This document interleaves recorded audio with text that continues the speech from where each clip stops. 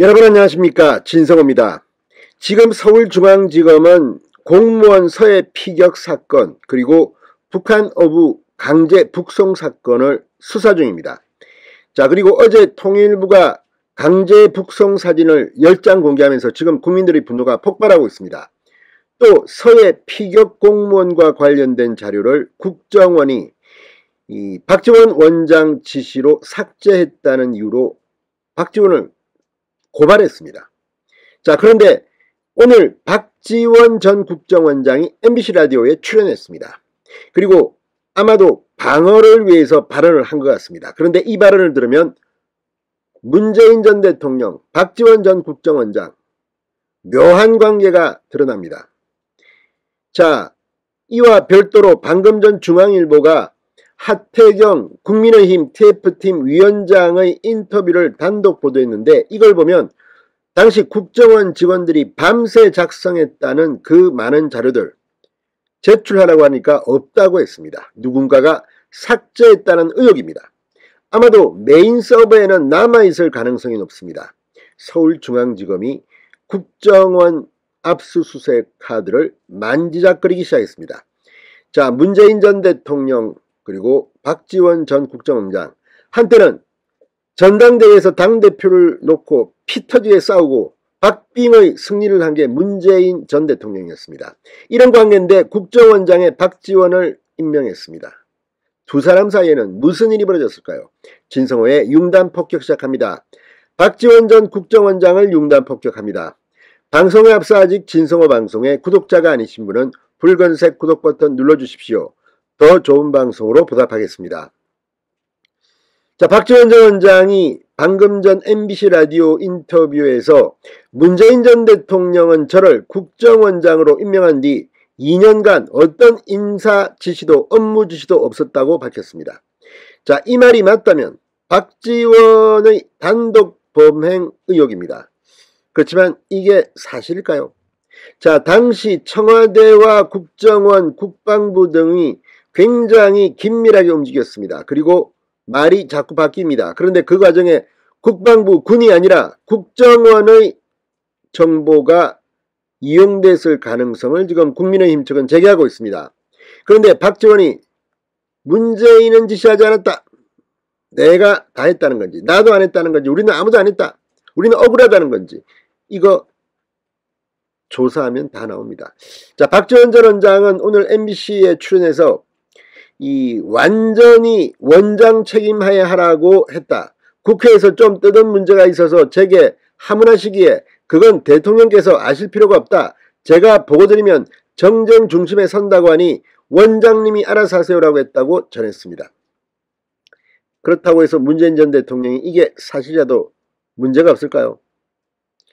자, 아무튼 결과로 이야기해야 됩니다. 문재인 전 대통령이 몰랐다면 무능이고 알았다면 범죄에 가담했을 가능성이 높습니다. 이미 문재인 전 대통령은 고발당했고 또 고발당할 것으로 보입니다. 자, 국정원이 서해 공무원 피살 사건과 관련해서 자신을 고발한 데 대해서는 새 원장이 와서 국정원이 걱정원이 됐다, 전직 원장을 조사하려면 감찰을 해서 하거나 조사하지 않더라도 최소한 이런 것으로 고발한다, 이런 예우는 갖춰야 되지 않느냐고 비판했습니다. 자, 박지원의 말장난인지 이건 뭐 검찰 수사하면 다 나옵니다. 박근혜 정부의 국정원장들은 줄줄이 감옥을 갔습니다. 박지원이라고 무사할까요? 서훈이라고 무사할까요? 자, 공무원 이대준 씨가 피살당한 이후에 국정원과 북한의 핫라인이 가동됐다는 전날 언론 보도에 대해서는 핫라인에 대해서는 존재 자체나 그 내용을 얘기하지 않는 것이 국정원법을 지키는 길이다, 이렇게 말했습니다.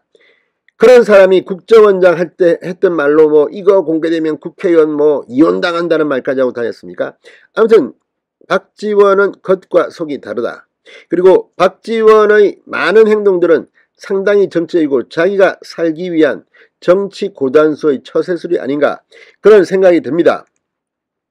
자, 아무튼 지금 이런 박지원의 발언들을 들으면 뭔가 본인이 겁을 내고 있다는 생각이 듭니다. 자, 오늘 하태경 의원이 중앙일보에 폭로한 내용, 이게 방금 떴는데 상당히 놀랍습니다.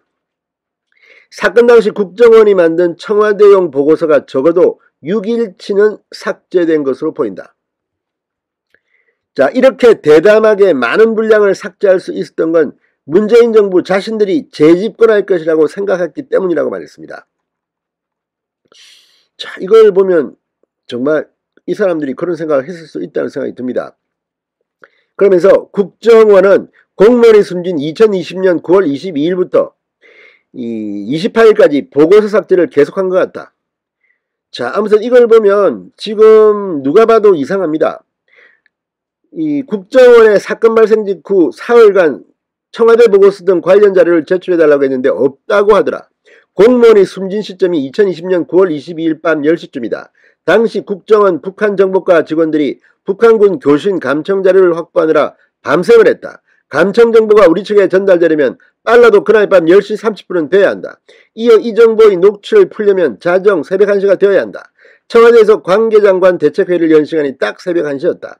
다시 말해 박지원 당시 국정원장은 새벽 1시 직전 감청 정보를 완성해 그 보고서를 들고 청와대에 간 거다. 그럼 그 보고서가 지금 국정원에 남아 있어야 하는데 국정원 간부들이 내게 하나도 없다고 한 거다. 내가 당신들 보고서 쓴다고 밤새만 거 다 한다. 인정해서 보고서 없다는 게 말이 되느냐고 충고하니까 간부들이 안절부절하며 땀만 흘리더라. 결론은 박지원 당시 국정원장이 삭제하도록 했기에 보고서가 없는 것이다. 이렇게 폭로했습니다. 자, 아무튼 지금 이 국정원 내부 진상조사 TF가 이 사실을 밝혀내고 박지원 전 원장을 고발했을 가능성이 높아 보입니다. 자, 삭제한 자료는 상당히 많은 것으로 보입니다. 일례로 공무원 사망 당시 7시간 감청 정보만 해도 보통 30분 단위로 쪼개 보고서를 만드니까 14개는 될 듯한데 그게 전부 없다는 것이다. 하태경 의원이 전문가답게 정보위원회 위원답게 아주 핵심을 찌르고 있습니다. 자, 박지원 전 원장 본인은 지시받지 않았다고 했습니다. 중앙지검 수사 결과에 따라서 박지원은 큰 책임을 져야 할지도 모르겠습니다. 진성호의 융단 폭격이었습니다. 여러분 감사합니다.